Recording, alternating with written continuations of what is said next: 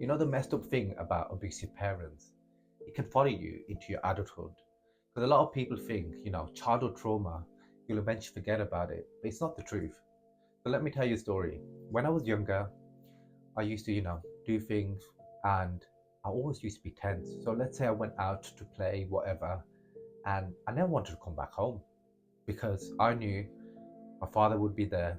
He'll ask me, question me, just be really aggressive, like, just emotionally manipulating, saying, where was you? Why did you do this and that? When I was at home, I could not sit in peace. If I was watching TV, straight away, wash the car, wash the windows, do this, do that. Constantly, I was told what to do.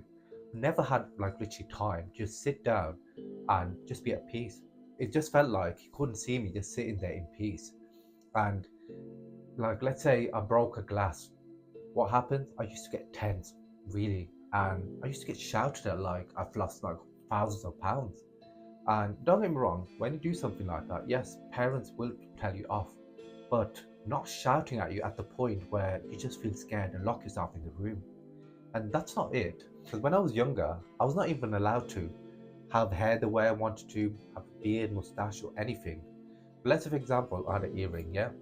What he used to do is cuss me, insult me, saying, oh, you look like a girl, take it off, you're not allowed to have it. Hair, I used to have short hair at that time, it was in. And he used to be like, no, grow your hair, you're not allowed to have your hair like this. Beard, mustache, because I had a little bit of a double chin back in the day, so I used to have like a little line here. No, you're not allowed to do that, it doesn't look good. Even my own clothes, I could not wear them by choice. But let's say we were going to a relative's house. He used to question me. He's like, what are you wearing? You're not allowed to wear that. And I had to constantly change my outfit just to impress him, just to seek his approval. And when we used to go to weddings, parties, etc., no one used to sit with us, or no one wanted to sit with us. Why? Because they knew what my father was like. He was a really angry human being. And in that way, I started being distant from all family and cousins because I was not allowed to sit with them. The crazy thing about this childhood trauma is I thought it's not going to get to me. I went to university, partied, etc. Enjoyed my life, to be fair.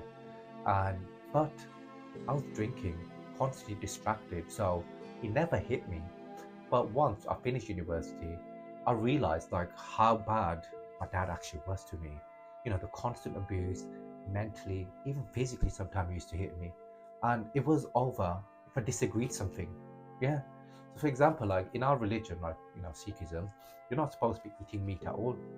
And once I brought a hamburger home and he started insulting me, he's like, you're not allowed to eat beef. We're not allowed in your religion, la la la. And then I said to him, I'm like, in our religion, we're not supposed to be eating meat at all. We're not supposed to be drinking alcohol. Whereas he used to drink alcohol every single day. And when I used to say that, he shouted at me. You're talking back at me. You think you're bigger than me, this and that. And I was like, I'm just saying the facts. I'm like, I grew up in a household where I see my dad constantly drinking every day, being abusive to my moms. He got married 3 times and he's been abusive to every single person. And me, God bless my sister that passed away. Like, even with her, because she looked a lot like my mom. But when my dad used to get drunk, obviously they were divorced, he always used to insult my sister, saying, oh, get out the room, you remind me of your first mom, la la la. And just imagine how much of a mental torture that is for a person. It's not fair on anyone. No, don't get me wrong, like, raising a kid, there's no manual to it, like how to raise a kid, but showing a bit of act of kindness, why can't you? I'm at stage in life right now where I don't hate him, I don't resent him anymore. I don't have anything against him. He's just irrelevant to me because of the person I am today, my success, my mind, the people I'm around me, it's because of what I achieved. I left home at a certain age and I thought, you know what, I'm going to be freed. But leaving physically a place does not leave mentally, and I didn't realize that. And all the childhood trauma at one point came back. I went through depression, anxiety. I had so many friends, and then at one point, I had nothing left because I just couldn't leave the house. I was just scared. I did not know what was going on. I was just constantly scared. My past, my childhood, it kept repeating and repeating itself. And God bless my sister that that passed away. She looked after me like a sister, a best friend, like a mother. And she showed me the light, that there is light at the end of the tunnel. And if it wasn't for her, I wouldn't be standing here today. And the crazy thing about it is, she's gone, she's left, she's passed away. And it was unexpected, but I'm living life for her legacy. I'm living every moment for her. I want you to realize something. Childhood trauma is real. It will stick with you for a long time. The only way you can change yourself is, first thing is realization. Because I always used to say to me, I don't want to be like my dad. But then it started to show you my relationships. I've literally started acting like him. Don't get me wrong, no physical abuse, but there was a lot of mental abuse I was giving. And my sister made me realize, you're like your dad. And I used to get defensive. I'm like, no, I'm not. What are you trying to say? I hate that person. I don't want to be like him. And then slowly in time, I actually realized what she said is actually true. It was because I didn't know any better. I didn't see any better. And once you see a guy, a man, treating a woman a certain way, in your head you think that's how it should be, until you realize yourself. Sometimes a person will make you realize, or sometimes you have your realization yourself. With me, it was my sister that made me realize. And then I made it my mission that I need to change myself. I need to change this programming in my head of my childhood. And it hasn't been easy, don't get me wrong. I went through a roller coaster where I kept trying to get back into my old version, but being conscious enough and realizing that, it's just a programming and you need to fix yourself, it's possible to change. I just want you to think about your past. Were there anyone that was like that with you? And if so, just remember, you're not alone in this. There's so many people out there that I've spoken to that have went through similar stuff, not exactly the same, but similar trauma. And the thing we can do is be here for each other. If you want to talk to me, you can message me as well. We can talk to each other, but we have to empower ourselves. What you need to do is go to the gym or go for walks, read books, eat good food, be mindful. That's the first thing.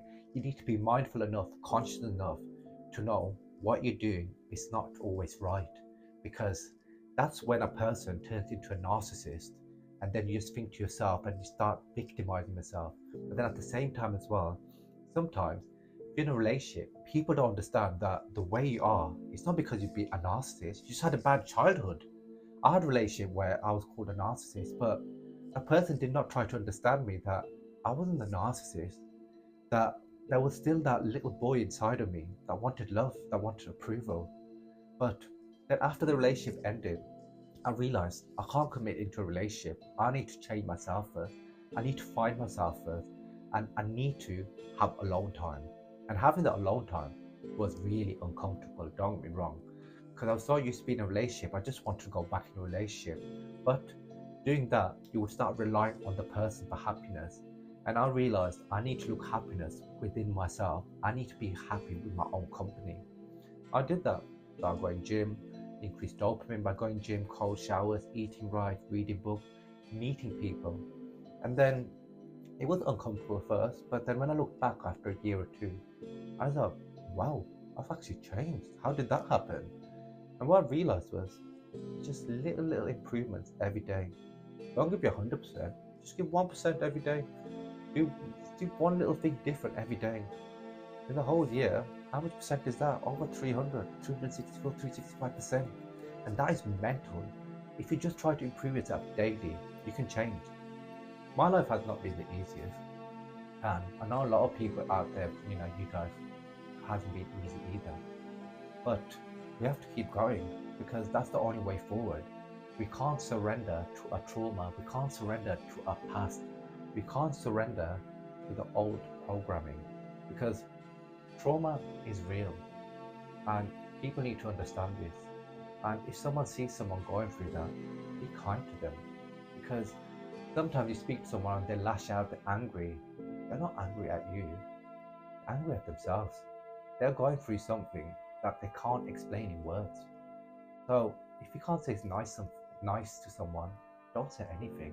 What I want you to do is daily, starting from today, just notice, is there anything that you're doing that you want to change? Start writing it down. Write 1 to 10 things down every day. How your day went, how you reacted, how you wish you would have reacted, and how you actually did react, and how you want to change it. And then start applying that the next day. And then same thing on that day. If you notice you did something wrong again, write that down, apply it the next day.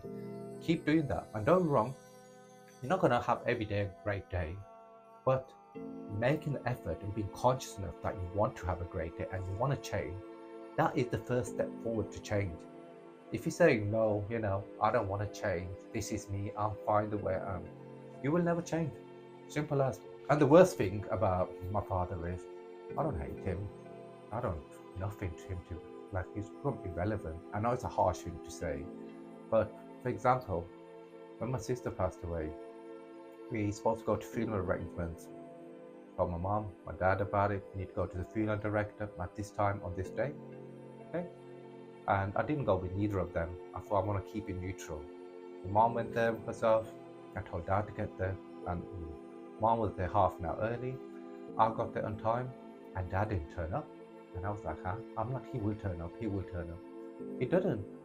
So me and mom had to arrange everything ourselves. And I wanted all three because it's his daughter at the end of the day. And afterwards, his excuse was, I knew that, I knew the time or what time it is, but you didn't call me before you left. And I'm like, my sister passed away. I'm not in the right frame of mind. I told you that it's happening on this day at this time. Just get there. But he was still so in his head that, why didn't you call me? I know the time, what time to get there, but still, I expected a call from him, before he left, so I can leave as well. And I'm like, I don't even know what was going on at that time. I lost my best friend, my mother, my everything. And you expect me to reconfirm with you, like, hello, get there, I'm leaving now. I'm like, no. That was one of the worst days that I could go through, deciding all my funeral arrangements, everything for my sister. Like, she was younger than me. I planned a whole life ahead, like, if I get married, she'll be there coming to my wedding, she'll be the auntie to all that stuff. And then within a second, it just went. And yeah, if you wonder what happened to my sister, basically, she was a fit, healthy person. We lived together for like a good 8 to 10 years. And then she got a new job in town. She moved. And I'm like, yeah, it's time to, be independent. 8 months after, I was at home, minding my business. Got a call on my number. I looked at it at 7, 8 in the evening. I'm like, who's that? First I was not going to answer it, but then I thought, let me answer. It's a call from the hospital. They go, your sister had your number as an emergency contact, you need to come here. And I panicked. And I'm like, what happened? They weren't telling me. And then I knew something was up. I left straight away to go to the hospital. I was shaking because internally I knew something's not right. And when I got there, they took me to a room and they told me that she had a cardiac arrest. She was in her apartment. She called 999, and when the ambulance came, she opened the door to them, and that's when she fell into the arms and passed away. She literally held on until they came. But basically, she had a blood clot in her heart. She was gone for 2 hours, went to hospital, and they brought her back to life with life support. But as you're aware, if you're gone more than 3 minutes, no blood circulation, you literally are gone. So for 24 hours, she was on life support. Doctors, hospital, we was hoping for a miracle. And she constantly was having cardiac arrest again and again and again. And then eventually, the doctor said they can't do nothing, and then she left. And yeah, it's been a journey in itself. But I'm living for her now. I'm like, yeah. I have no words for actually right now. But yeah, I hope, this story may, has helped you in some way. Maybe it's encouraged you, maybe this and that. Yeah, it's hard talking about my sister. But yeah, I'll see you guys next time.